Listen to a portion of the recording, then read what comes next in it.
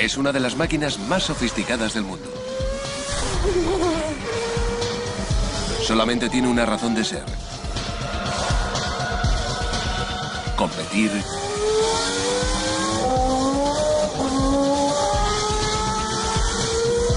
y ganar. En solo unos segundos, un Fórmula 1 alcanza las velocidades de despegue de un avión a reacción.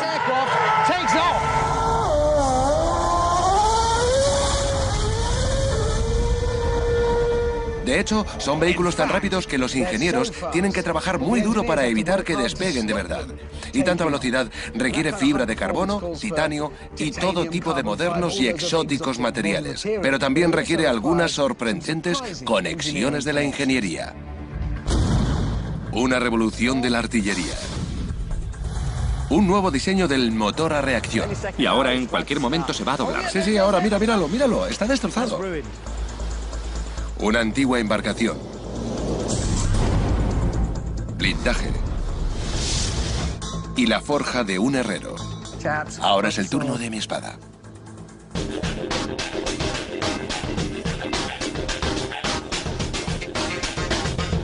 Las conexiones de la ingeniería. El Fórmula 1. Un coche de Fórmula 1 tiene un único objetivo: recorrer unos 300 kilómetros lo más rápido posible en un circuito. Todo lo que se puede ver está diseñado para un mejor rendimiento y para reducir peso y milésimas de segundo en las carreras. Los materiales, el motor, la forma. Su famosa y sofisticada aerodinámica lo mantiene tan pegado a la pista que podría ir por el túnel de Montecarlo boca abajo. Bueno, en teoría.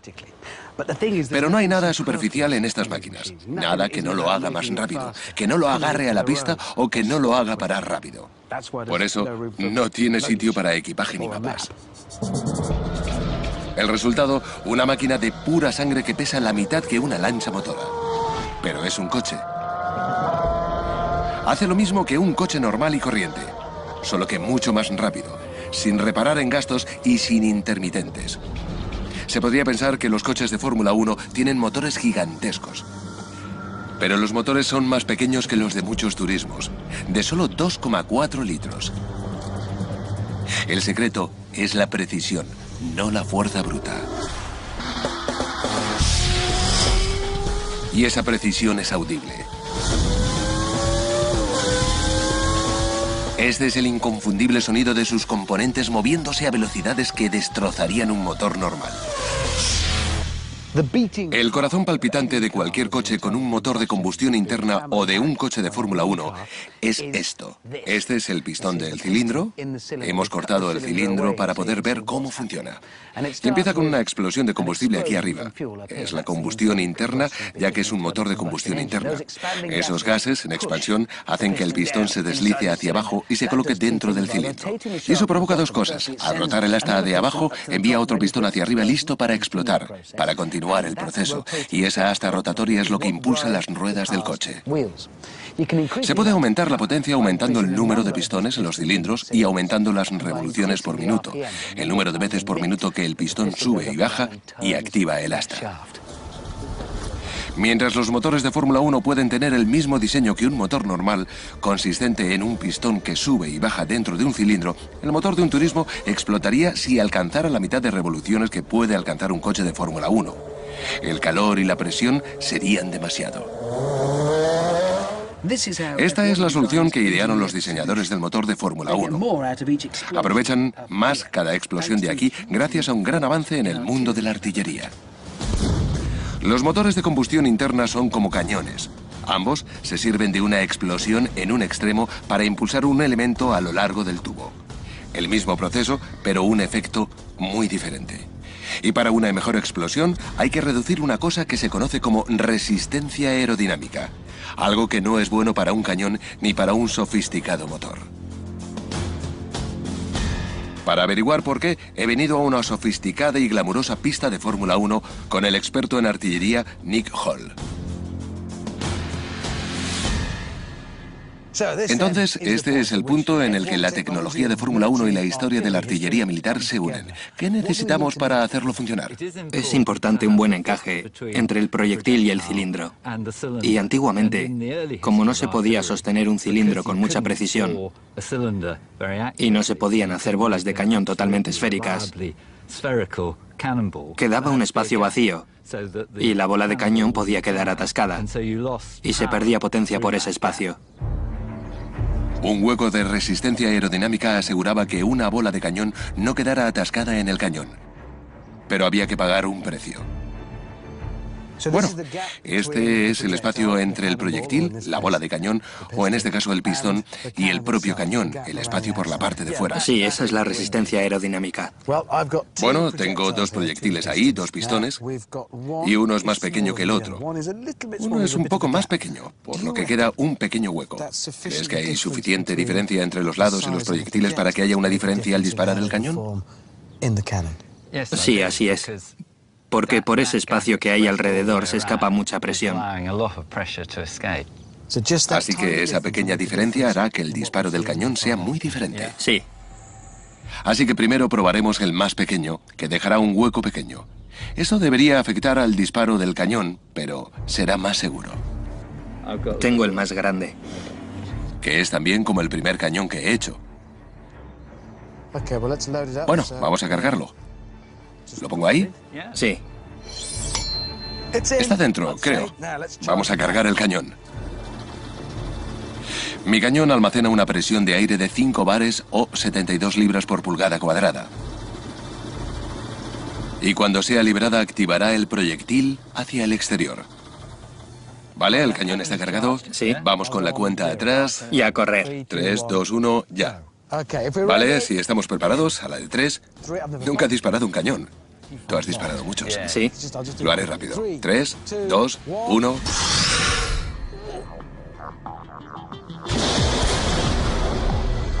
Liberado por una sofisticada palanca y un ensamblaje de cuerdas, la presión hace avanzar al pistón por el cilindro hasta acabar en el exterior. Bueno, ha funcionado, ¿no? Ha estado bien, sí. Ese era el proyectil pequeño. Así que ahora lo que tenemos que hacer es ir a marcar el sitio con mi bandera de golf industrial. Unos respetables 48 metros en nuestro primer intento. Vale, bueno, esto no es un ejercicio para demostrar la efectividad de mi cañón de aire, pero no está mal, ¿no? No está mal. Bueno, ese era el proyectil de menor tamaño o pistón que dejaba un hueco pequeño alrededor del cilindro, lo que se conoce como resistencia aerodinámica. Resistencia aerodinámica. Este es más grande. Si fuera demasiado grande y tuviéramos que encajarlo, malgastaría energía porque superaría la fricción para salir del cañón. Sí, pero aquí tenemos una máquina muy eficaz, ¿verdad? La mejor. Bueno, veamos. No hay casi nada de espacio. De hecho, con menos espacio se puede necesitar un poco de presión. Con el pistón más ajustado, la presión del aire alcanza los 5 bares como en el intento anterior.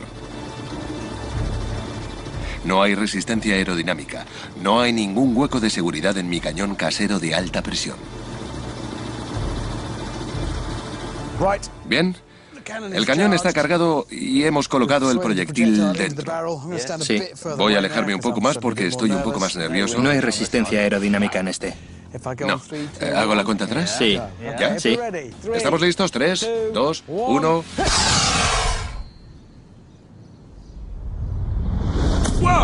Bastante convincente. Sí, ha sonado más dramático en este extremo y ha ido mucho más lejos solo por tener un poquito menos de espacio. Así es.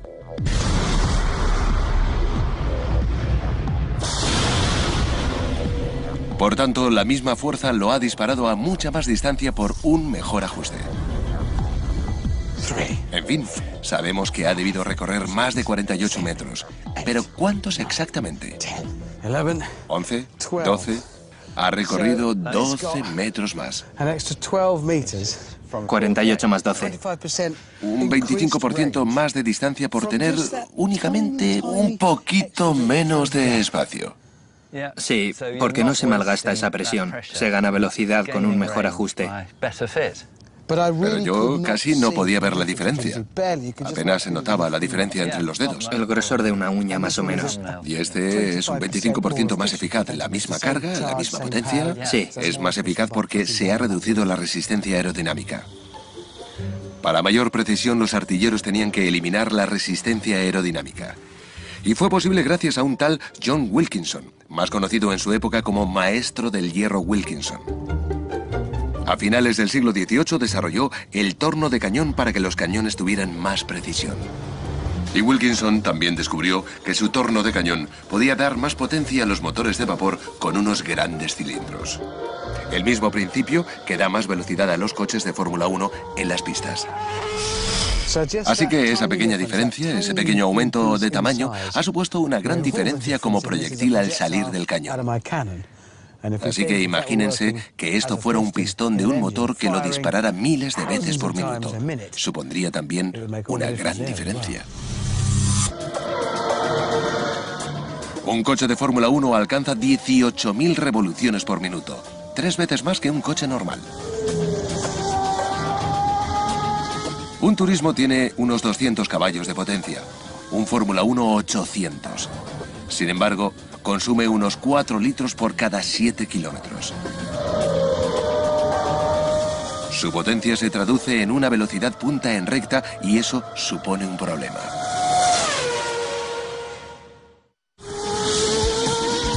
Un avión comercial despega a 290 kilómetros por hora. Un coche de Fórmula 1 puede superar 200 veces esa velocidad en una carrera. A veces, los coches rápidos son como aviones.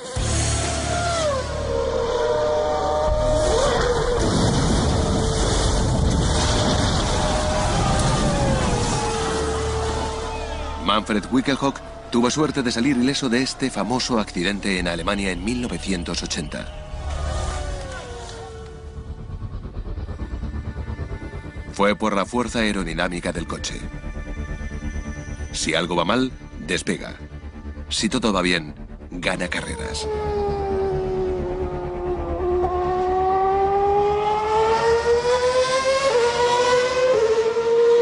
Gracias a un antiguo y mucho menos ruidoso medio de transporte, un velero, los coches de Fórmula 1 pueden mantener sus 4 ruedas en el suelo. El mismo principio que permite a los marineros avanzar por la acción del viento, permite a los coches de Fórmula 1 tener agarre en el asfalto y tomar curvas rápido. Navegar en la dirección que sopla el viento es relativamente fácil. Se coloca la vela y el barco es arrastrado. Navegar en contra de la dirección del viento es más difícil. Hace más de 2000 años, los marineros árabes dominaron la técnica. Cambiaron la forma de las velas. Una vela triangular fue la solución porque es una especie de ala, como nos explica el aerodinamista Phil Rubini. Phil, sé un poco cómo funcionan las alas. Generan elevación. Pero, ¿en qué se parecen las velas a las alas? Son cosas totalmente diferentes, ¿no? Bueno, tienen un aspecto diferente, sí, pero si pensamos en un ala, todo el mundo sabe que las alas hacen volar a los aviones y para mantener las alas en el aire se necesita una fuerza que haga presión hacia arriba y esa fuerza es generada por el aire cuando sobrepasa las alas. El perfil aerodinámico crea una baja presión sobre el ala y la eleva. El mismo principio ayuda a los marineros, a los de antes y a los de ahora.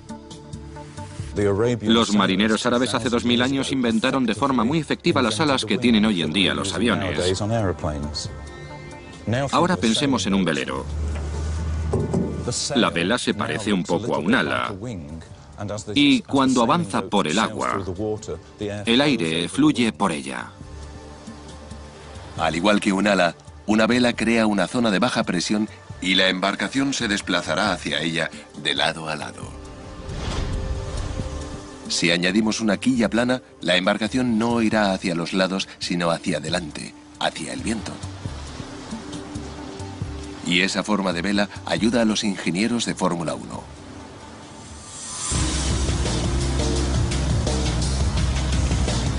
Esto no es un coche de Fórmula 1, pero gracias a unas modificaciones inspiradas en las de los marineros árabes, aquí, en uno de los túneles de viento más sofisticados del mundo, vamos a hacer que actúe como uno. Los coches de carrera se sirven de la aerodinámica para fijarse mejor al asfalto y para ser más pesados. Eso no suena demasiado bien, pero un coche más pesado tiene menos probabilidades de salir volando. En este túnel hay sensores de peso de vehículos. Ahora marca 1 tonelada, pero eso debería cambiar cuando activemos un pequeño huracán.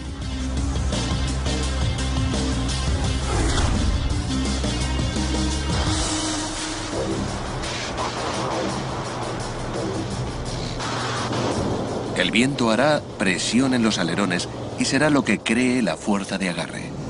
Se puede ver ahí. Así se produce la fuerza de agarre. Es poca porque los alerones están empujando el coche más hacia abajo que hacia arriba. Entonces hay una pequeña elevación. Hay una pequeña elevación, lo está empujando hacia abajo, así es. Mis aeromodificaciones presionan el coche hacia el suelo, lo cual es bueno para dar más agarre a los neumáticos y para girar. El viento sopla a unos 130 kilómetros por hora, pero aquí los ingenieros pueden calcular el efecto que tendría a 320 kilómetros por hora. Bueno, esta pantalla muestra las cifras del coche a velocidades de Fórmula 1. Y a esas velocidades nos dice que tenemos menos 1195. Es decir, hay presión hacia abajo, no elevación. Esa es la fuerza de agarre. Mis alerones harían un coche 1 tonelada más pesado y no despegaría. Es una fuerza de agarre importante, pero mira esa cifra. Es enorme. Los enormes alerones crean un gran arrastre o resistencia de aire, que debería ralentizar el coche. Y los ingenieros de Fórmula 1 intentan reducir la resistencia a la vez que intentan aumentar la fuerza de agarre. Probablemente mi coche no alcanzaría los 100 kilómetros por hora, a no ser que pudiera colocarle dentro varios motores de Fórmula 1. Es una idea, pero no demasiado práctica. Bueno, creo que hemos conseguido demostrar un par de cosas. Primero, que no me van a contratar como aerodinamista en ningún equipo de Fórmula 1. Pero la teoría funciona.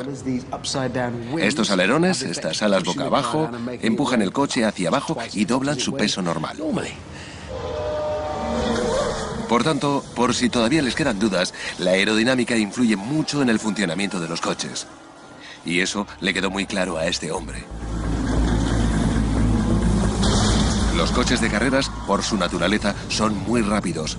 Y si algo falla, falla también muy rápido. Sorprendentemente, este piloto sobrevivió porque la seguridad ahora es tremendamente importante en el automovilismo. Los ingenieros de Fórmula 1 tienen que conciliar unos coches lo suficientemente ligeros para ser competitivos, pero lo suficientemente resistentes para ser seguros. Ello requiere materiales rígidos, ligeros y resistentes. Un coche rígido y ligero gira más rápido. Si no gira, las ruedas nunca se separarían del suelo. Un coche ligero acelera y frena más rápido. Y un coche resistente protege al conductor. Un conductor nervioso no pondrá al límite el coche. Encontrar materiales rígidos, ligeros y resistentes es la máxima aspiración de los ingenieros de Fórmula 1.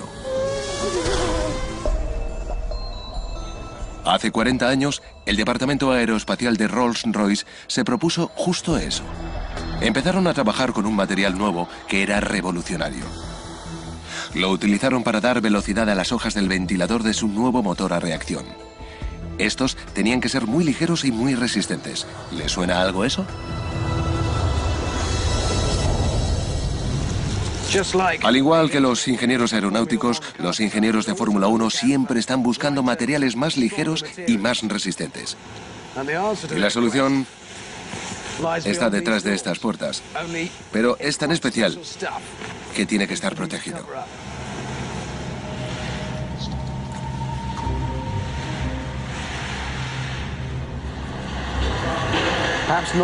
Puede que esto no parezca ni suene exactamente como una revolucionaria fábrica industrial. Todo está muy limpio y ordenado y silencioso, pero lo que se hace aquí es algo que puede ser extremadamente resistente.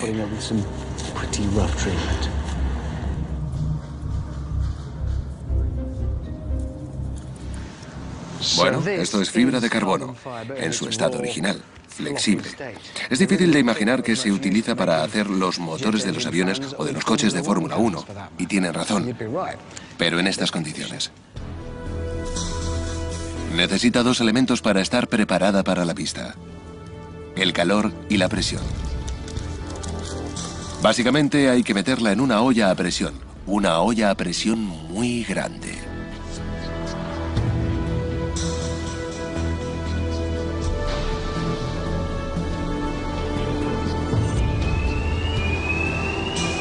Digamos que eso es la puerta de un enorme horno.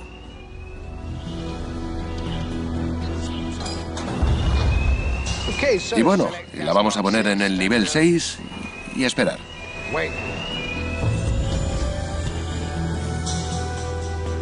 El material que aparece es ligero pero increíblemente resistente. Lo suficiente como para ser parte de un coche de Fórmula 1. Toda fibra de carbono comienza su vida como una cuerda. Puede convertirse en tejido o en una pieza de alta presión. Estos cigüeñales de fibra de carbono son para coches de lujo y coches de carreras Le Mans. Los fabricantes y los corredores necesitan saber con exactitud cuánto estrés puede soportar un cigüeñal de fibra de carbono. Y ese es el mundo de Chris Jones, un ingeniero de pruebas de una importante marca. Bueno, Chris, ingeniero de pruebas. Supongo que eso significa que pruebas las cosas hasta destruirlas. Sí, algo así. Pues creo que me podrás ayudar porque sé que la fibra de carbono se utiliza en Fórmula 1 porque es ligera y resistente. Pero, Sí. ¿cómo de ligera y resistente comparada a otros materiales? Ahí es donde puedes ayudarme. Bueno, lo que tenemos aquí son dos ejes propulsores. No sé si quieres coger este. Así que esto es un eje propulsor de acero. Y este enorme trozo de metal conecta el motor con las ruedas y toda la potencia se va por aquí, ¿no? Por el coche, sí. Vale. Y aquí tenemos el equivalente de fibra de carbono de la misma cosa. Así que si lo coges y... No pesa casi nada. Evidentemente, si la fibra de carbono es tan resistente como el acero, pero mucho más ligera, se puede usar esto. Exacto. ¿Me puedes enseñar cuánto? ¿Me puedes enseñar cuánto? ¿Cuál es la diferencia? Creo que lo podemos hacer. Lo que te pregunto es, ¿los podemos romper? Sí, lo podemos intentar. Vale, bien. Este dispositivo utiliza la torsión para probar materiales hasta que se rompen. Los sensores pueden saber exactamente cuánta fuerza pueden aguantar antes de partirse. Entonces, cuando este aparato esté funcionando a toda velocidad, ¿cuánta torsión podrá soportar? Podemos ponerle 8000 de momento de fuerza. No es el tipo de aparato donde es recomendable engancharse la corbata. No, para nada. Para entenderlo mejor, se necesitan unos 2 momentos de fuerza de torsión para meter un corcho en una botella de vino. Este aparato puede producir 8000. Eso es mucha fuerza. Entonces, ese trozo de plástico y esas gafas nos van a proteger de la inmensa fuerza que habrá. Sí, ese es el plan. ¿Vale? ¿Te puedes echar un poco para atrás? Claro. Vale, ya está en marcha. ¿Ves? Van aumentando los números. 293. Esos son muchos momentos de par de torsión. Si te fijas en este extremo de aquí, se puede ver que esta parte de la máquina se está retorciendo. Está cediendo. Está cediendo. Va a romperse, está a punto de partirse. Se está deformando ya. Y se va a romper ya. Sé lo que estáis pensando. Eso significa que un material se afina transversalmente. Una indicación de que está a punto de romperse. ¡Mira! ¡Ahí va! ¡Mira! ¡Se ha doblado! Creo que lo vamos a parar. Se ha doblado. Sí, se ha doblado, sí, he sido yo. ¿A cuánto ha llegado? A 1376 de momento de fuerza. 1300 de momento de fuerza y es un corcho. Así es. Vamos a ver. Es impresionante. Está destrozado. Bueno, ahora sabemos hasta dónde podía llegar ese. Ahora vamos a ver lo que puede soportar el equivalente de fibra de carbono. Vale, vamos a empezar. Y esto es un recordatorio de lo mucho más ligero que es este. Más ligero, pero en teoría mucho más resistente. Y mucho más caro. 3000 euros por esta única pieza. Está claro que es más estético. Sí, son muy estéticos, ¿verdad? No me puedo creer que vaya a tener la misma fuerza que el acero.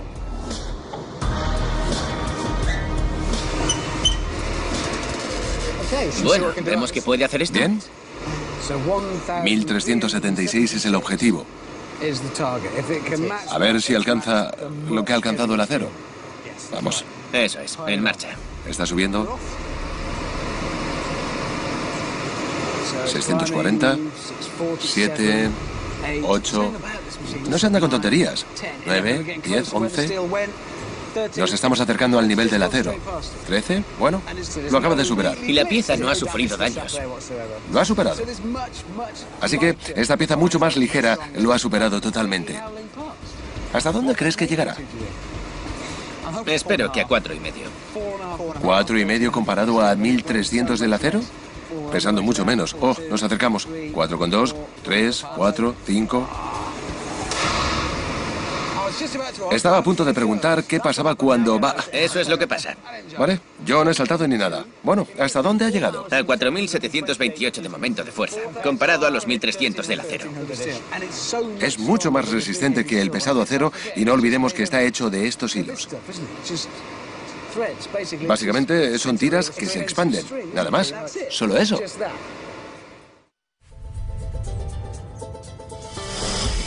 Gracias al motor a reacción, la resistente fibra de carbono es perfecta para fabricar coches ligeros y por consiguiente rápidos. Los coches de Fórmula 1 se hacen igual que los vestidos, siguiendo patrones. Todas las formas de las piezas se cortan con precisión en las láminas de carbono.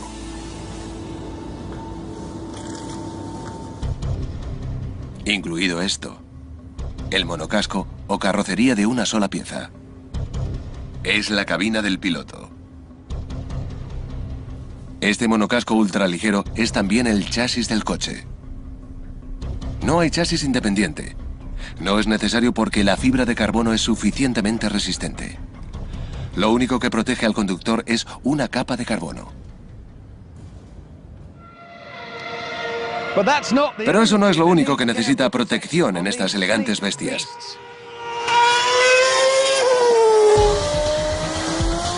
Los coches de Fórmula 1 funcionan prácticamente con el mismo combustible que los turismos normales. Pero la gasolina es la gasolina y es altamente inflamable. Tiene que serlo.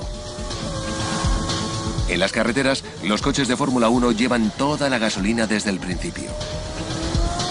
200 litros de combustible a 320 kilómetros por hora es algo bastante parecido a un misil.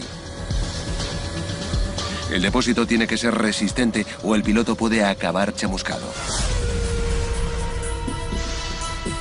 La fuerza generalmente afecta al peso, pero en el anoréxico mundo de la Fórmula 1 no es ninguna opción y gracias a un chaleco salvavidas los coches son seguros, ligeros y rápidos. Para ello, los diseñadores de Fórmula 1 tuvieron que dar un volantazo. En lugar de fabricar rígidos depósitos de gasolina que soportaran impactos, utilizaron algo que funciona básicamente como la suspensión de un coche. Más o menos.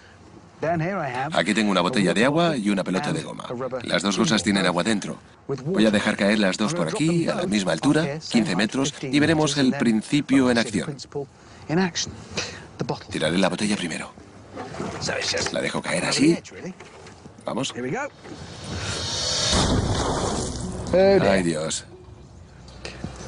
No ha funcionado. Eso sería catastrófico en un depósito de combustible. Y ahora vamos con la pelota. Vamos. Eso está mejor. Aunque en la caída de 15 metros no haya habido velocidades de Fórmula 1, nos ha servido para recrear el tipo de fuerza que un depósito de gasolina puede experimentar durante un impacto.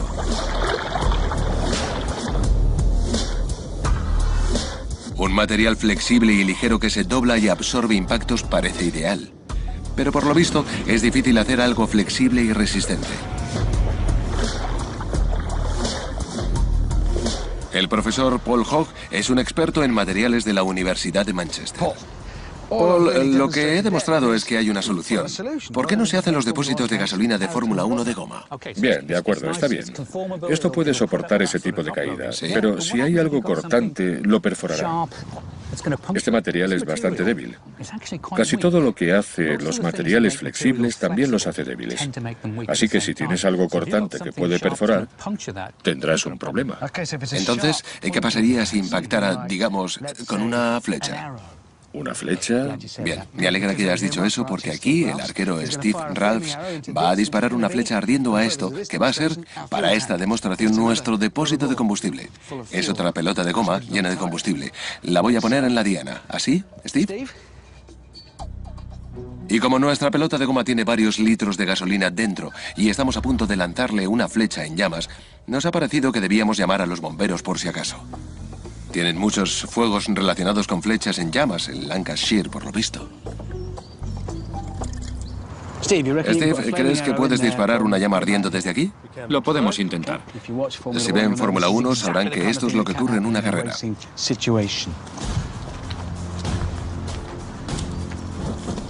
¿Está ardiendo?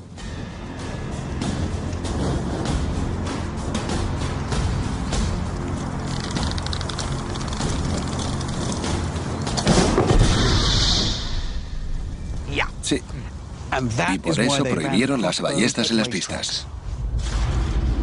Aunque las flechas en llamas no son normalmente un problema durante una carrera, el depósito de 230 litros de un coche de Fórmula 1 está entre un motor muy caliente y un vulnerable piloto. Cualquier derrame podría provocar una bola de fuego.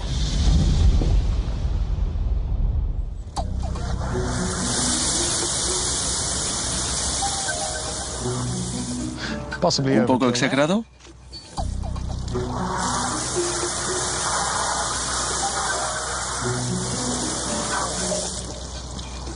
No ha funcionado para nada, ¿verdad? Pues no. Evidentemente la goma no es flexible, Es flexible, pero no es lo suficientemente resistente con ese tipo de carga. lo cual podría pasar en un accidente. Bueno, ¿Podría pasar? no con una flecha, pero evidentemente con una pieza de metal que se metiera. Así que, ¿cómo vamos a hacer algo que sea lo suficientemente flexible y lo suficientemente resistente? Bueno, tenemos un pequeño problema.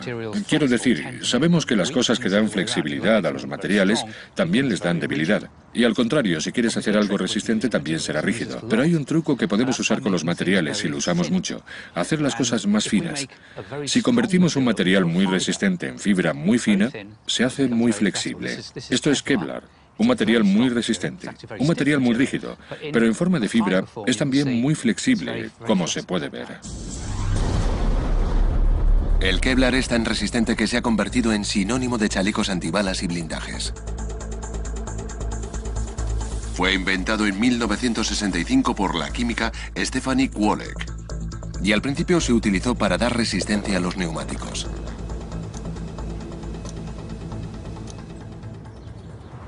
Bien, así que esto es un material muy resistente por su delgadez, lo que le da también flexibilidad. Es genial. Es un material 5 o 10 veces más resistente que el acero. Sí, igual que el carbono, esta milagrosa fibra es más resistente que el acero. Unas 5 o 10 veces más resistente. Por eso pueden hacerlo tan fino. Entonces, si se hace algo más fino, también será más flexible y resistente, pero no podrá contener combustible, porque se saldría. Sí, lo primero que tenemos que hacer es convertirlo en algún tipo de tejido para poder hacer con ese material diferentes formas. Pero el tejido no va a poder contener el combustible, ¿verdad? Así que vamos a tener que recubrir con él algo que siga siendo flexible. Así que cogemos esto y lo combinamos con la goma. La goma lo recubre y tendremos esto. Esto es un depósito de verdad de Fórmula 1. Sí. Nos lo han dejado. No lo parece, pero es muy eficaz y también muy caro. Cuesta mucho dinero hacer uno de estos. Y esto combina las propiedades de los dos materiales. Le da rigidez y resistencia. Y puede contener combustible. Sí, básicamente es una matriz de goma reforzada con Kevlar para darle la resistencia que necesita. Deberíamos probar esto con otra flecha en llamas. ¿Deberíamos? Pero creo que no nos regañarían. Es muy caro. Nos lo han dejado y lo tenemos que devolver. Pero he ideado algo que nos podría servir. He traído conmigo al primo industrial del material de los depósitos de Fórmula 1, el Kevlar. Esto es lo que tengo. La fibra Kevlar es lo que le da resistencia y esta es la goma. Sigue siendo flexible. Es muy flexible. Pero también muy resistente porque combina las propiedades de los dos materiales. Steve, ¿tienes alguna flecha en llamas más? Creo que necesitamos otra.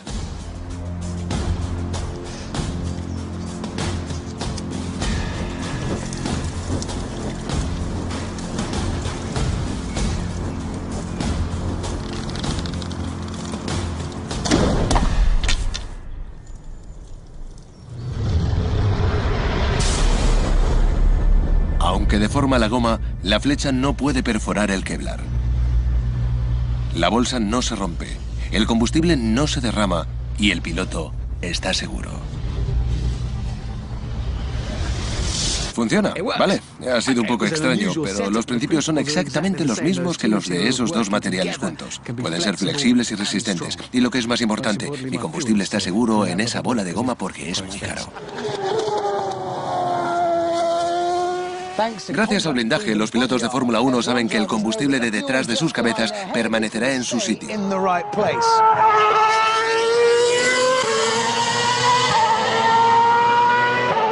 Los únicos pinchazos por los que tienen que preocuparse son los de sus neumáticos. Los neumáticos de Fórmula 1 no están diseñados para durar carreras completas. Eso significa que tienen que cambiarse por lo menos una vez durante la carrera. ¿Y cuánto se tarda en cambiar un neumático?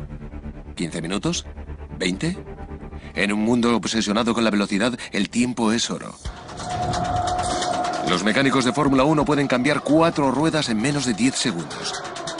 La clave está en tener un equipo de parada técnica de precisión militar y las herramientas apropiadas.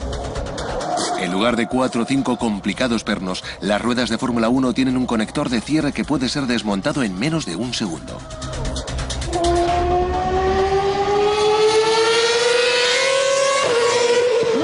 Mirando y escuchando un coche de Fórmula 1 se podría pensar que solo unos científicos de misiles y unos ingenieros de diseño podrían hacerlos. Pero no debemos olvidar el papel fundamental que jugaron los herreros de la prehistoria. Porque la técnica utilizada para hacer esta espada también ayuda a un coche de Fórmula 1 en la pista. Las cosas que van rápido tienden a calentarse. Y los coches de Fórmula 1 no son diferentes. Una de las cosas más importantes de los coches de Fórmula 1 son las ruedas.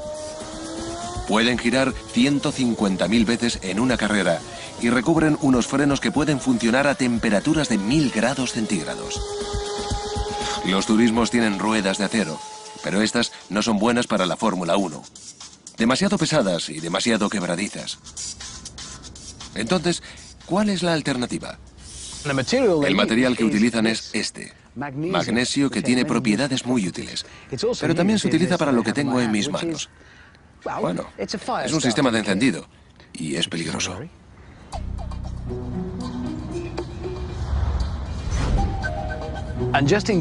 Y por si no me creen sobre esta propiedad del magnesio, creo que es mejor que nos alejemos de un lujoso coche de Fórmula 1 para demostrarlo. Primero frotamos el magnesio.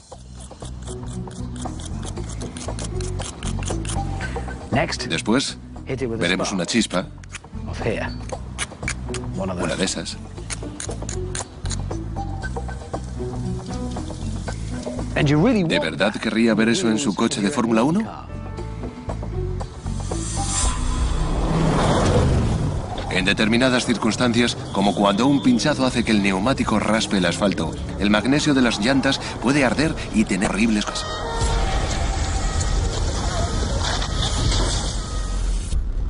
Entonces, ¿por qué se utiliza el magnesio para hacer neumáticos de carreras? De nuevo, porque el magnesio es resistente y ligero. En coches de Fórmula 1, la resistencia y la ligereza superan al riesgo de incendio. Siempre merece la pena. El magnesio depende de la presión de la aceleración rápida, la velocidad de giro y el frenado.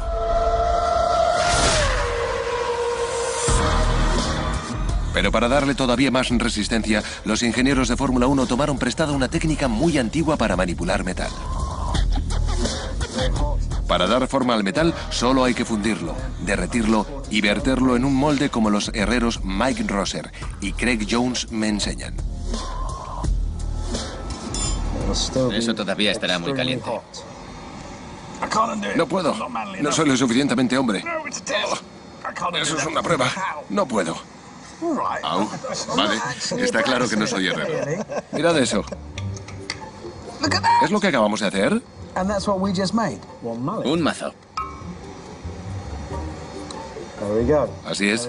Acabamos de hacer ese mazo. Y no solo se pueden hacer cosas como martillos. También se pueden hacer cosas como esta espada de aquí. Mirad, es de hierro fundido.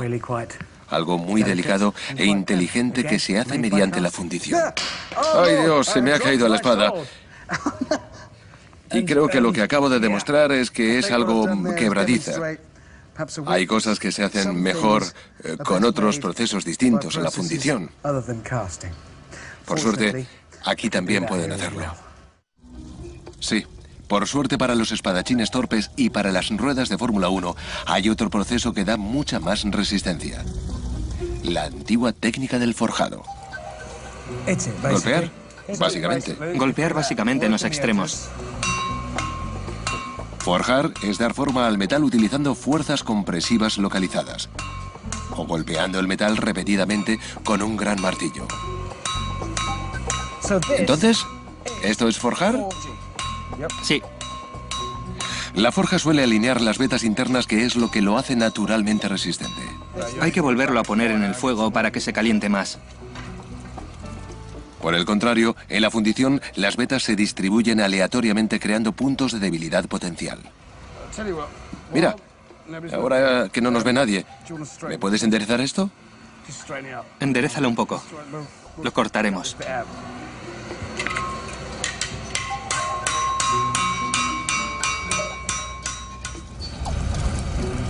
Tras muchas horas de esfuerzos de forjado, estoy agotado, pero tengo resultados. Sí, es casi perfecto. Y lo he hecho yo. Todo eso. Evidentemente se tarda mucho en aprender a hacer esto. ¿Podrías terminar el mío? Déjame ver. Sí. Con un poco de ayuda de mi glamuroso ayudante, mi espada queda en perfectas condiciones. Muchas gracias, gracias. Y ya mi espada está mucho mejor que la fundida. Es más ligera y más resistente. ¿Sí? Está claro que es mucho más resistente que la fundida.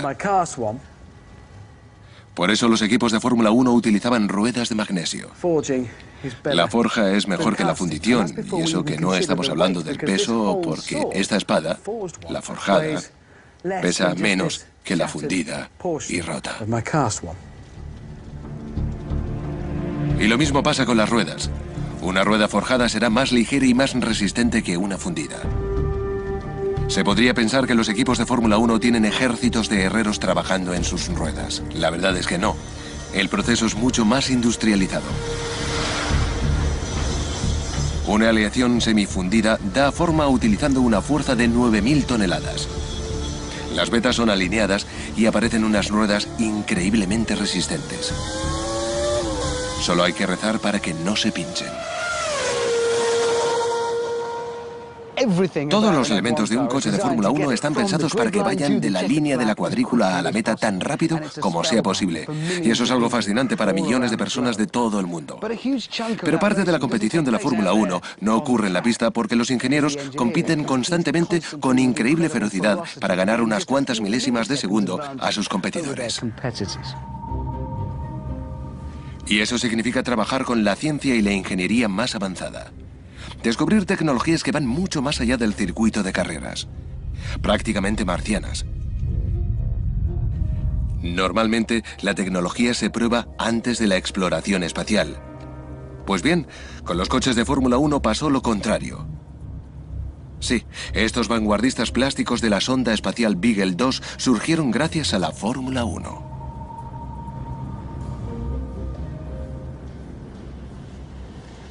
Y se podría decir que son como mariposas. Son considerados objetos de gran belleza y valor por los coleccionistas. Y es fácil ser seducido por la funcional belleza de estos vehículos, por la profundidad y destreza de un producto así.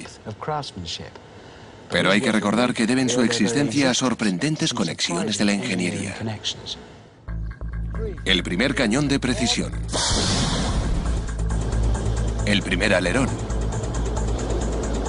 Un motor a reacción. En cualquier momento se va a doblar. Sí, ahora, mira. El blindaje. Y la forja de los herreros. Doy miedo. Lo sé.